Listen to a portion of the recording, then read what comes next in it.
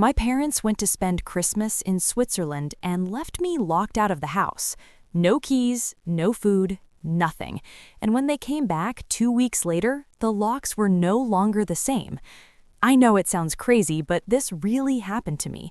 December 2023, I was 17 years old, and my parents decided they wanted to spend the holidays in Europe. The problem? They simply assumed I had the house keys. Spoiler, I didn't, and they only found out when they were already thousands of miles away. What happened next completely changed my relationship with them. Let me tell you this story from the beginning. It all started on December 15th. My mom walked into my room while I was playing video games and dropped the bomb. "We're traveling on the 20th. You'll be okay here alone, right?" I didn't even process what she had said. I just gave an automatic "yeah" and kept playing. In my head, staying home alone would be amazing. Party? Not necessarily, but total freedom? Definitely. My parents were always kind of distant. It wasn't abuse or anything like that, but they lived in their own world. My dad worked all the time with investments and the stock market, and my mom was obsessed with social status. Expensive trips, fancy restaurants, that kind of thing. I was more of an item on their responsibility list than a son, you know? In the following days, they were busy packing bags, confirming hotel reservations, all that rush. Nobody sat down with me to talk about how things would work while they were away. Nothing like, "Here's money for food," or "Call your aunt if you need anything." Just nothing. On the 19th, the day before their trip, my dad gave me 200 reais. "For you to manage while we're gone." 200 reais for 2 weeks. I did the math quickly in my head. That was less than 15 reais per day. But okay, I thought, at least I'd have the house, a full fridge, a roof over my head. On the morning of the 20th, they left at 5 in the morning to catch their flight. I was sleeping. They didn't even say goodbye properly. When I woke up around noon, the house was silent. A heavy silence, the kind you feel in your chest. I went to the kitchen to eat something and got my first shock. The fridge was practically empty. There was a butter container, 3 eggs, half a pack of expired ham, and a bottle of juice that was half full. That was it. They had emptied the fridge before traveling, so nothing would spoil. The freezer? Empty too. Okay, I thought. I had the 200 reais. I could buy food at the market. Then came the real problem. It was around 3 in the afternoon when I decided to go out and buy something to eat. I put on a hoodie, grabbed my phone, and went to the door. I turned the handle and nothing. The door didn't open. I tried again. Nothing. That's when I realized the door had an automatic lock, the kind you need a key for both to go out and to come in, and I didn't have the key. I started searching through the house like a crazy person.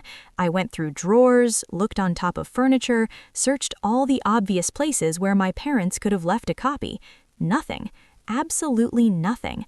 I sent my mom a message on WhatsApp. "Mom, where's the house key? I can't find it." It took almost 4 hours for her to respond. 4 hours. And when she responded, it was worse than I imagined. "I thought you had yours, don't you?" "No, Mom, I didn't. I never had my own house key. I always used theirs when I needed to or stayed home when they went out." I called her. It rang. Voicemail. I tried calling my dad. Same thing. I sent more messages. Nothing. The reality started to sink in slowly. I was locked inside the house. No food, no way to go out to buy food, and my parents were on another continent, probably turning off their phones to enjoy the vacation. That first night, I was still relatively calm. I ate the 3 scrambled eggs with the expired ham and drank the juice. I thought that the next day they would respond. They would find a way. They would send someone to bring a key, something. But the next day came, and nothing. December 21st. Unread messages, unanswered calls. I had 3 options: break a window to get out, break down the door, or ask someone for help. Breaking the window would mean the house would be open and vulnerable. Breaking down the door was impossible. That door was reinforced solid wood. That left asking someone for help. The problem, I barely knew the neighbors. My parents weren't the type to socialize with anyone in the building. We lived on the 5th floor of a somewhat old building, one of those with 6 apartments per floor. I knew who the neighbors were by sight, but I'd never exchanged more than a hi or good morning with any of them. But I had no choice. I went to the living room window, which faced an external ventilation corridor. I opened it and shouted, "Hello? Is anyone there? I need help." Silence. I tried again and again. On the 5th attempt, a woman appeared at the window of the apartment next door. "What's wrong, boy?" I explained the whole situation, that my parents had traveled, that I was without a key, that I was without food. She looked at me with a mixture of pity and disbelief. "Your parents left you there without a key? How absurd." She disappeared for a few minutes and came back with a plate of food: rice, beans, chicken, and salad. She passed the plate through the window. "Eat this, we'll figure out what to do later." That plate of food was the best thing I ever ate, not because it was delicious, but because I was truly hungry, and because someone had cared. The neighbor's name was Mrs. Claudia. She was in her early 50s and lived alone. In the following days, she became my savior. Every day, around noon and dinner time, Mrs. Claudia would pass a plate through the window. Sometimes it was a packed meal, sometimes just a snack, but there was always something. We started talking more, and I told her the whole story about my family, about how my parents were absent, about how I felt invisible to them.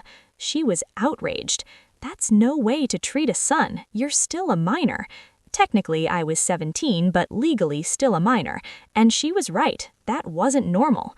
On December 23rd, Christmas Eve, Mrs. Claudia asked if I wanted to spend Christmas with her. "It won't be anything too special, but at least you won't be alone." Obviously, I accepted, but then came the problem.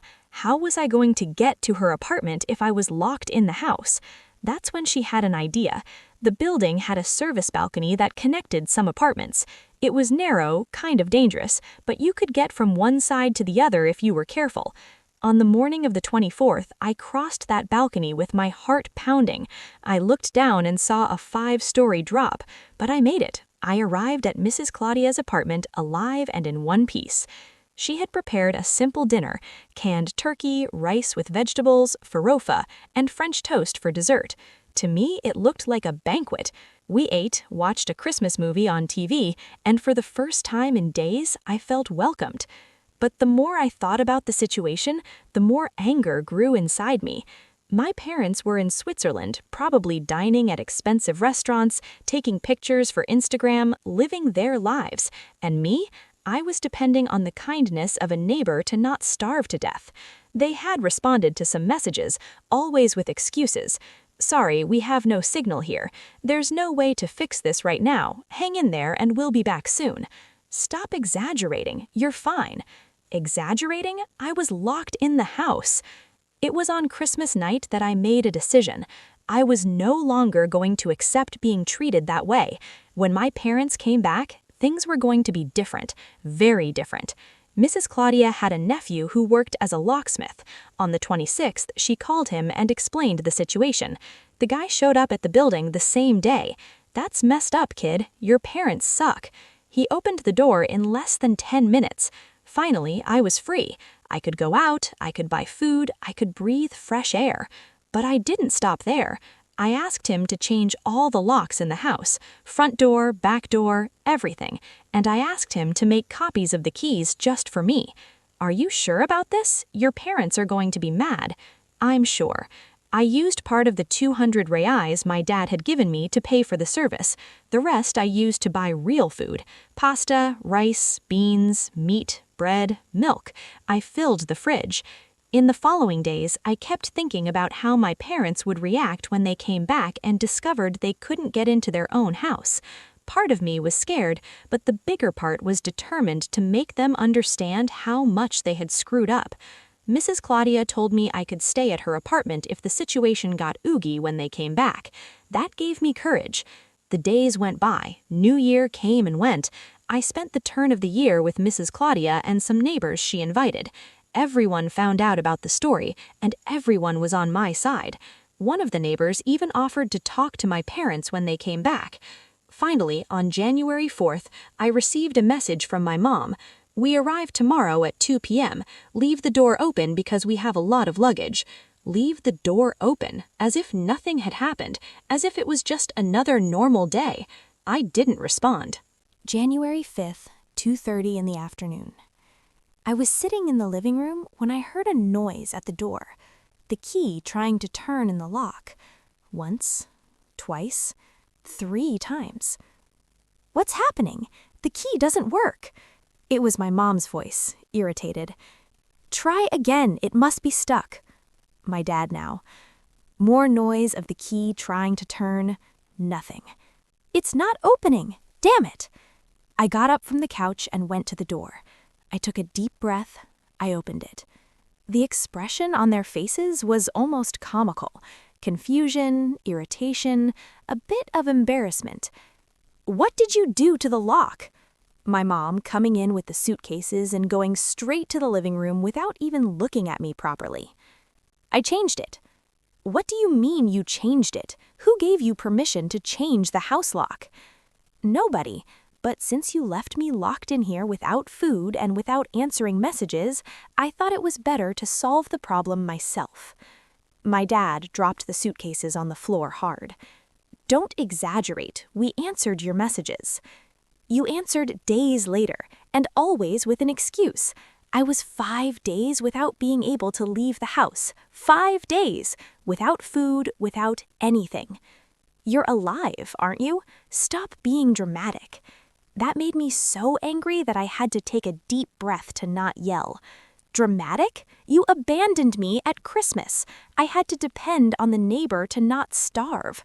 I crossed a 5-story high balcony to be able to eat Christmas dinner, and you were there in Switzerland posting pictures on Instagram, not caring if I was alive or dead. My mom rolled her eyes. Always so dramatic. We knew you'd be fine. How? How did you know? You didn't even answer the messages. Silence.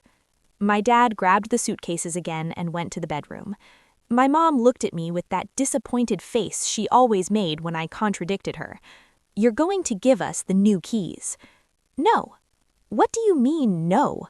I'm not giving them. You proved you don't deserve my trust. So now I'm the one who controls who comes in and out of this house. Are you crazy? This house is ours. And I'm your son. But you don't treat me like a son. You treat me like a problem that needs to be solved or ignored.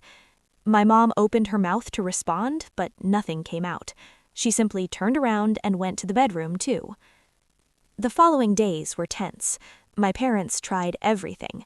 Bribing me, threatening me, ignoring me. Nothing worked. I had given a copy of the keys to Mrs. Claudia as insurance. If my parents tried to kick me out or do something worse, she had a way to help me. A week later, my dad finally sat down with me to really talk.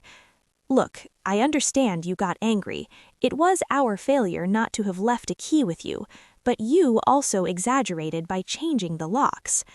I exaggerated? Seriously? We didn't mean any harm. We were stressed about the trip. There was a lot to organize. We simply assumed you had a key. But I didn't. And when I told you I was locked in, you didn't do anything. You ignored me. He was quiet for a moment. You're right. We messed up. Your mom knows it too, but she has a hard time admitting it. So what's going to change? What do you want to change? I thought for a few seconds. I want you to treat me like a real son, not like a burden or an obligation. I want you to ask how I am, to care about what happens to me, and I want this to never happen again. My dad nodded. Fair. It wasn't a change overnight, but gradually things improved. My mom apologized a few weeks later, in her way, kind of awkwardly.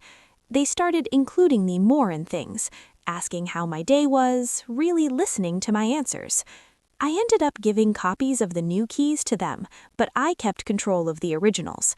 And every time they traveled after that, they always left enough money, always gave me at least 2 copies of the keys, always made sure I was okay. Looking back now, I know what I did was risky. Changing my parents' house locks while they were away could have gone very wrong. It could have destroyed my relationship with them for good, but I feel it was necessary. Sometimes people only learn when they're forced to face the consequences of their actions. My parents had never stopped to think about how their way of treating me affected me. They were so focused on their own lives, on their own concerns, that they simply didn't see what was happening to me. That Christmas I spent locked in the house was horrible, but it was also the turning point.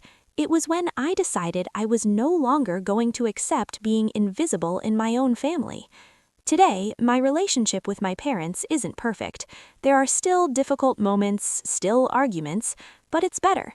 It's more honest, and they really try. Mrs. Claudia is still my favorite neighbor. We have lunch together at least once a week.